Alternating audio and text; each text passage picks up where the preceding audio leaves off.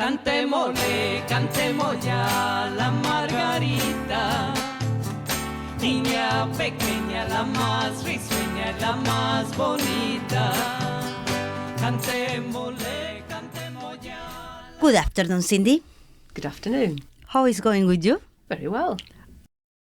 So, where are you from? I'm from Honduras, a city called San Pedro Sula. What did you do there? I'm a businesswoman. I used to have 2 shoe stores, and I also sold houses and worked in the insurance business. And that was the sort of multifaceted way that I was trying to support my family as well. What made you leave your country? It's the machismo, which we, the Latino community, live with. There's a lot of crime. We were the victims of big accidents in our family because in 2019 they killed my father. In 2009, they killed my father. But even so, we were able to stand up and continue fighting. Machismo is not only for men, it's a culture that both women and men believe in, as people believe that it's the man that's the head of the house and it's the man who's the one who's always right. That's what prompted me to want to leave my country. The violence for me was not only physical, it was also emotional, psychological and financial. My ex-husband, the children's father, was a very controlling person. The first call on my money is food for my children, having enough to support us for the rest of the month. I remember I had a cheque in my hand. He grabbed me by the neck and took it from me so he could buy materials to continue building his house. His house? That was your house. Our house. That was not our house, because in the end it was in his name, not both our names. And what did you feel that? I felt great pain. My son was 3 months old. I think that because of the fear of not knowing if you could really get ahead, this fear that they instill in you. They say, what are you going to do without your husband? You with a small child, a 7 or 8-year-old child. But really I was the biggest breadwinner in the house, and yet they instilled that fear in me like the air I breathed. The fear? The fear of being alone. But it would really be better to be alone than to continue in that way, because that was one of the many... Act of the violence in your own home? Yes. So it was like the fact that I could not say I bought this car because it was our car. As I said, he wanted to handle the money and the business. There would be a lack of coordination or we couldn't agree. He wanted to take sole control of something that had to be worked on together. He said black, I said white. It was like a bomb going off when the blows came. And later on, the psychological violence. I got to the point where I said, this is not what I want from my life. I need to get out of here. And that's what inspired me, motivated me to leave Honduras. That was the last straw. I had the money and I decided to buy a car, but he didn't want me to, no. Because who's working all this time? I'm the one who made the effort. So when I bought the car, he hit me. The children were actually there. And I said, this is the last straw. I'm leaving him. But I'm leaving the country because as long as I stay here, I'm not going to be able to live in peace. After I said I wanted to leave him, he called my mum.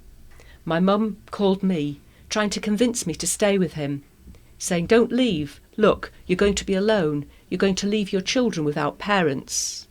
But I felt that I needed to be in a country that protected me as a woman and as a mother. I needed to feel protected. But I also needed to be in a country that would open up opportunities for me to fly and where no one would clip my wings. And I didn't want to have anyone near me, neither my family nor my husband.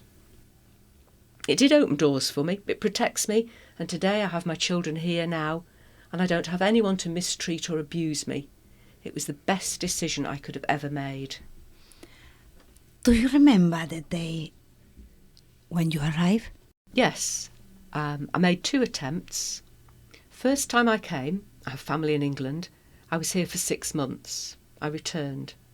But the day I asked for asylum for the second time was September the 19th, 2019. There was a huge queue.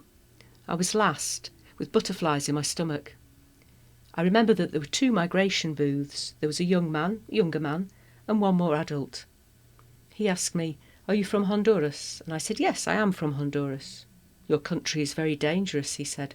"Well, yes," I said. That's why I come. I come to ask for protection. So they took my passport, they took me to a room, and the whole process started. The process started? Had you ever heard the word refugees? What does it mean to you? For me, it's about feeling as much pain as I can feel. The asylum process limits us. It's a very difficult process because you can't really work. You're in a sort of standby situation where you can't work and you don't know people. Whilst my case was being assessed, I didn't know anyone here. And when you are on the plane, your feelings are strong and you look back because you don't really want to go. You look out the window and think, my country is getting smaller. What did you feel at that moment? When I left my country, I left with the equivalent of £10 and a 10-kilo suitcase, but many dreams. These dreams were bigger than any limiting factor for me. It was a dream to be able to travel and have my children with me. I didn't see it as me being strong. I think sadness and homesickness and nostalgia come after you've been away for 3 or 4 months and see the difference between the two places. But when I left my country, I left with great relief. How do you see in the future? Triumphant. Triumphant, that is the word, triumphant. Thank you very much for telling us your life story. It's a painful, but it's also important that people know about it. Of course, because more people need to know about the laws that apply to people who enjoy humanitarian protection. Refugees suffer bad stigma within society. But I believe that we Latin Americans are visionary, hard-working people, fighting to give the best for our family, for our surroundings and our society. Thank you. Thank you. Niña pequeña, la más risueña, la más bonita. Cantémosle, cantemos ya la margarita. Niña pequeña, la más risueña, la